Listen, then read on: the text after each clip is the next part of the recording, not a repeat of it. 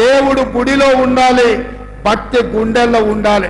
Polling బూత్లో ఓట్ల కోసము దేవుడి భక్తి కాదు. మిత్రులారా, ఈ వేదిక మీద నుంచి తెలంగాణ ప్రజలకు చెప్తున్నా, మన తాతలు ముత్తాతలు మన తండ్రులు మన కుటుంబాలు సాంప్రదాయాలను గౌరవించిన వాళ్ళమే.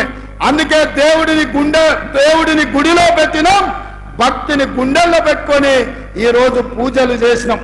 అందుకే మిత్రులారా, దేవుడి పేరు మీద చిచ్చు పెట్టి ఓట్లు కొల్లగొట్టాలనేటోళ్లకు గుణపాఠం చెప్పాలి.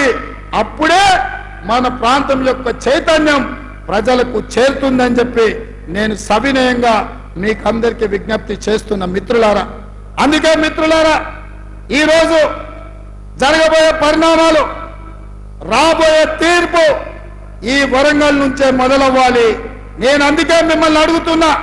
నిన్నగాక మొన్న హరీష్ రావు గారు ఒక మాట అన్నాడు, రైతు రుణమాఫీ చెయ్యి, రైతు రుణమాఫీ చేస్తే రాజీనామా చేస్తా అన్నాడు.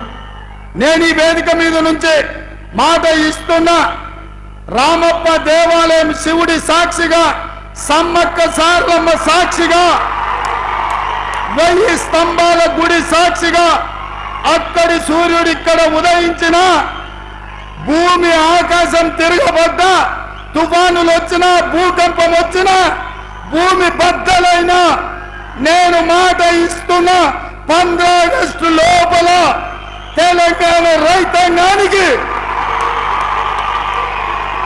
15 ఆగస్టు లోపల తెలంగాణ రైతాంగానికి 2 లక్షల రూపాయల రుణమాఫీ చేసి తీరుతా.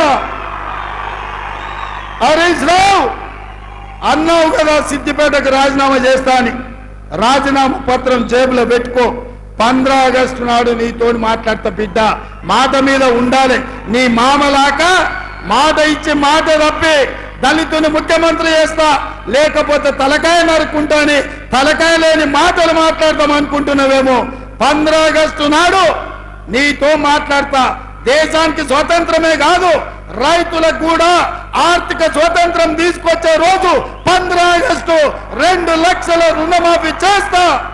ఆయనలో నీతో మాట్లాడతా. ఇవాళ ఆశామాసిగా సవాళ్లు స్వీకరించిన సిద్దిపేట చెప్పుడు కాదు, జేబుల రాజీనామా పత్రం పెట్టుకో. ఇక ఆయన సొక్కడైనోడు ఆయనలో 100 రూపాయలు పెట్టి పెట్రోల్ తెచ్చుకున్నాడు, 10 పైసలు అగ్గిపెట్టి దొరకలే. ఇప్పుడు కూడా గట్లనే అనుకుంటున్నాం. మా వాళ్ళందరూ సిద్ధంగుని బిడ్డ తలావు అగ్గిపెట్టి కొనుక్కొని నీ సంగతి చెప్పడానికి. నువ్వు ఏదో తెలంగాణ సమాజాన్ని ఎడ్డిదో గుడ్డిదో మాటలతో మోసం చేయొచ్చు అనుకుంటున్నాం. అవన్నీ ఏం కుదరవు. 15 ఆగస్టు నాడు నీ ఆఖరి శాసనసభ సభ్యత్వం రైతు రుణమాఫీ చేసి నీ సంగతి తెలుస్తా అని తెలియజేస్తూ